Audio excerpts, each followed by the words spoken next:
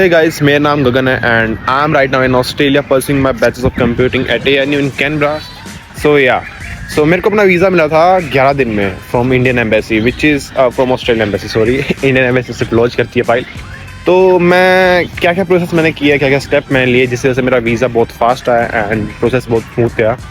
Smooth तो नहीं गया but yeah as compare to other candidates I got my visa earlier than that. So yeah, let me start the video guys.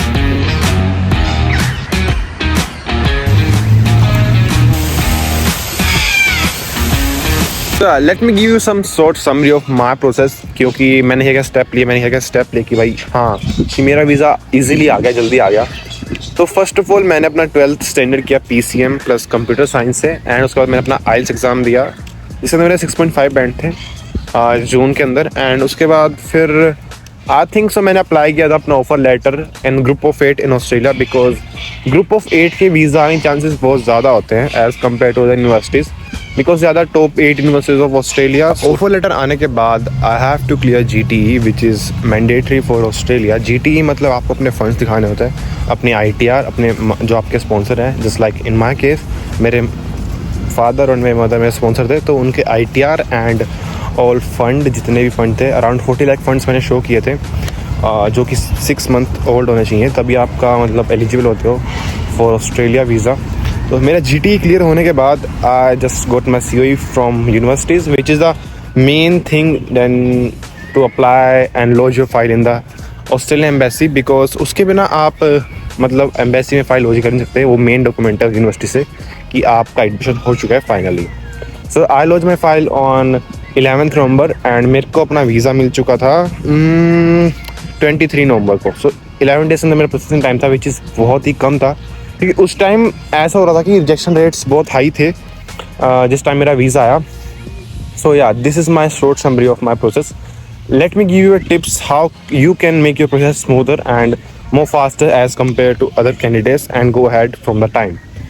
या मेरा visa तो आ गया, अब आपका वीज़ा कैसा आएगा मैं आपको बता देता हूँ. ठीक है. सो फर्स्ट ऑफ ऑल जो फर्स्ट आपको कीप इन माइंड रखनी है अपने, मैं क्या बोल रहा हूँ भाई, कौन सी इंग्लिश बोल रहा हूँ. तो या आपको सबसे पहले अपना वो कोर्स चूज़ करना अगर आप अप्लाई कर रहे हो तो जो कोर्स आपके पिछली बैकग्राउंड स्टडी से रिलेटेड है. Just like in my case मैंने चूज़ किया था बैचलर्स ऑफ कंप्यूटिंग. सो क्योंकि मेरे पास 12th में कंप्यूटर साइंस थी मेरे पास तो आई हैव एन आंसर.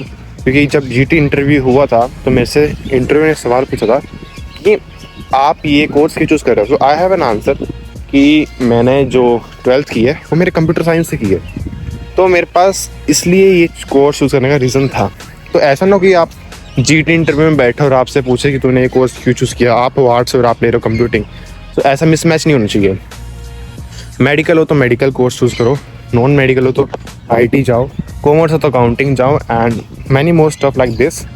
तो ऐसा ही होता है वरना आपके जो चांस है एग्जाम के वो कम हो जाएंगे. So second point, good academic background. मतलब आपके अच्छे परसेंटेज होने चाहिए अपने 12th में और अपने 11th अपने 10th में. क्योंकि ये नहीं है कि आप piece of paper can't decide my future. कर सकते हैं भाई, आपका फ्यूचर डिसाइड कर सकता है पीस ऑफ पेपर. तो अपने जितने अच्छे हो सके उतने अच्छे परसेंटेज लेके आओ. मैं क्यों कह रहा हूँ क्योंकि मिनिमम क्राइटेरिया तो 60% है, वो तो कोई भी आ जाता है. बट जितने अच्छे आपके परसेंटेज होंगे 12th में, IELTS में अच्छे बैंड, सो आपको उतनी ज़्यादा प्रायोरिटी देती है एम्बेसी. सो थर्ड पॉइंट, अपने ITR एंड फंड्स अभी से तैयार करना शुरू कर दो. अगर आप अभी 11th में और 12th में हो और आपको पता है इस प्रोसेस में कम से कम 6 महीने लगते हैं. ठीक है.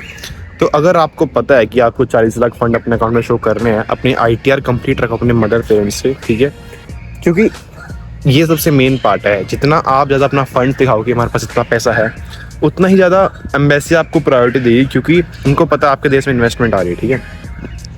सो मैंने दिखाए थे 40 lakh funds and ITR above 10 lakh थी माय फादर की.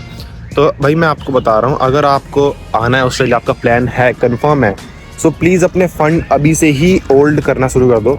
ये ना हो आप IELTS दे चुके हो और आपके फ़ंड तब तक पुराने ना हो 6 महीने. सो प्लीज़ अभी से अपने फ़ंड पुराने रखने दो. जितने पुराने फ़ंड उतने अच्छे चांसेस होंगे आपके. और अगर आपके पास फंड नहीं है, वैसे भी एजेंट्स होते हैं जो हेल्प कर देते हैं. ठीक है. बट मैं आपको सजेस्ट नहीं करूँगा क्योंकि वो फिर फेक डॉक्यूमेंट्स में आता है. ठीक है, सब सीन. सो या अपने फंड्स पुराने करो जितने हो सके, उतने अच्छे आपके चांसेस हैं. तो हाँ, वीडियो का last point, choose your uni in group of 8. Group of 8 क्या है? ग्रुप ऑफ 8 है ऑस्ट्रेलिया की टॉप 8 यूनिवर्सिटी का ग्रुप है सब में अप्लाई कर दो, ऑफर लेटर आ जाता है 2-3 से, ठीक है। मेरा भी आ गया था, मेरा आ गया तो आपको भी आ जाएगा, ठीक है, नो प्रॉब्लम। ग्रुप ऑफ 8 के अलावा आप यूनिवर्सिटी अप्लाई कर सकते हो उसके अलावा, बट चांसेस फिर वही डिग्रेड हो जाते हैं, ठीक है, वीज़ा आने के। सो या आपको अप्लाई करना चाहिए ग्रुप ऑफ 8 में। अगर आपको ग्रुप ऑफ 8 में ऑफर लेटर मिल रहा है तो गो विद डैट।